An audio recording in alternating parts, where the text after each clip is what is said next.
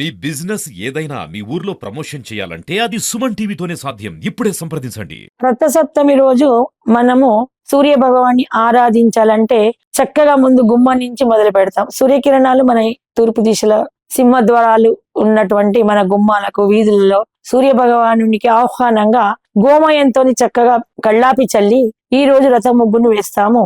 ఇక్కడ ఏంటంటే 9 గొబ్బెమ్మలు ఈ రోజు కూడా పెడతాము. నవగ్రహాలకు ప్రతీకగా పెద్ద గొబ్బెమ్మను మధ్యలో పెట్టి 8 గొబ్బెమ్మలు చుట్టూగా, అంటే అష్టగ్రహాలు, ఈ నవగ్రహాల్లో సూర్యుడు మధ్యలో ఉంటారు. చంద్ర మంగళ బుధ గురు శుక్ర శని రాహుకేతువులు అనేటువంటి ఈ గ్రహాలను 8 గొబ్బెమ్మలుగా పెడతాము. వీటి చుట్టూ మనము సూర్య భగవాను ఆరాధిస్తున్నట్టుగా దానికి రేగు పండ్లు, అంటే సూర్యుడికి ఇష్టమైనటువంటి ఈ మాఘమాసంలో వచ్చే రేగు పళ్ళు, చిక్కుడుకాయలు, అనపకాయలు, పసుపు కుంకుమ, బంతి పూలు, సీజన్ వారిగా వచ్చేటువంటి పూలు పండ్లు కూరగాయలతోని ఆ స్వామిని అర్చిస్తాము.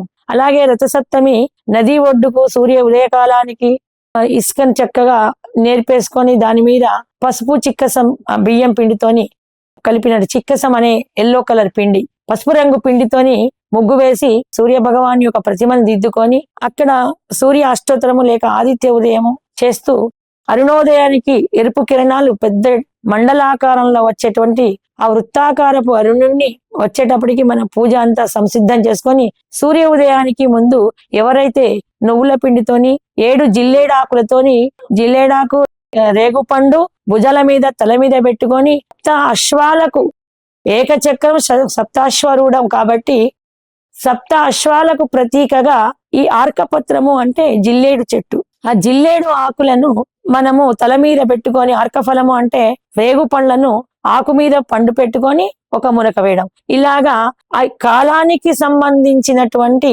ఈ 7 ఆకులను, అవే సూర్య భగవానుని సప్తాశ్వాలు, అలాగా ఆకులను పెట్టుకొని భుజాలపై తలపై పెట్టుకొని నదీ స్నానం చేస్తాము. తొలుత నదీ స్నానం చేశాక ఆ తర్వాత ఇసుక తిన్నె మీద శివలింగాన్ని సూర్య ప్రతిమను దిద్దుకొని సూర్య పూజ చేస్తాము. దానికి ఆదిత్య ఉదయము నువ్వుల పిండి నివేదించి ఆదిత్య ఉదయం గాని సూర్య అష్టోత్తరం గాని చదువుకుంటాము. అది నదీ తీరంలో చేయవలసిన పుణ్యకృతువు. ఇంకొకటి ఏంటంటే గత సంక్రాంతి నుంచి కూడా మనము పెట్టుకున్న గొబ్బెమ్మలు, గోమయమైన గొబ్బెమ్మలు ఆరిపోయి ఉంటాయి చక్కగా.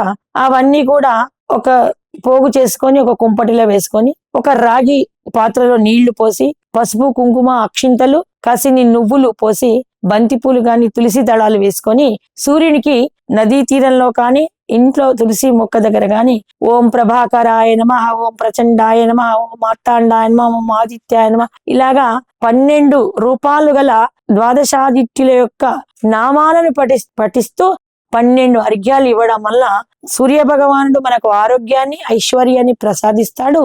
పితృదేవతలకు అందరికీ కూడా మోక్షాన్ని ఇస్తాడు. ఇలా సూర్య అర్ఘ్యాలు విరవడం వల్ల పితృలోకాల్లో ఉన్నటువంటి పితృదేవతలకు మోక్ష సిద్ధి జరిగి వాళ్ళ వంశస్థులందరికీ కూడా శుభ ఫలితాలను ఇస్తారని ఒక వేదవచనం ఉంది. అలాగే తులసి మొక్క దగ్గర చక్కగా అలిక్కొని ఆవు పెడతోని పంచవన ముగ్గులు పెట్టి తులసి అమ్మవారికి పూజ చేసి అక్కడ దీపాలు వెలిగించి అదే చోట మనము చిక్కుడు ఆ కాయల రథాన్ని చీపురు పుడకలతోని 7 గుర్రాలకు ప్రతీకగా 7 చిక్కుడు కాయలను ఒక రథాకారంలో చేసి దాని మధ్య రాగి ప్లేట్ లో గంధం కుంకుమ కలిపి సూర్య భగవాన్ని ప్రతిమ వేసి ఆ రాగి ప్లేట్ పైన ఈ చిక్కుడు రథాన్ని పెట్టి నదీ తీరంలో చేసుకోలేని వాళ్ళు తులసి మొక్క దగ్గర ఈ సూర్య భగవాను యొక్క వ్రతం చేసుకొని నోము నోచుకుంటాము. రథసప్తమి నోము నోచుకొని కొత్త బియ్యం పిండితోని బెల్లంతోని పాయసాన్ని ఆరిపోయిన గొబ్బెమ్మల ద్వారా ఆవు పిడకలతోని మనము పాయసాన్ని వంట చేసుకొని పాయసాన్ని వండుకొని సూర్య భగవానునికి నివేదిస్తాము. అది ఇంటిలిపాదికి ప్రసాదంగా పంచడం వల్ల సూర్య కిరణాలు పడినటువంటి ఆ పాయసం అమృతాన్నమై అందరికీ ఆయు ఆరోగ్యాలను ఇస్తుంది.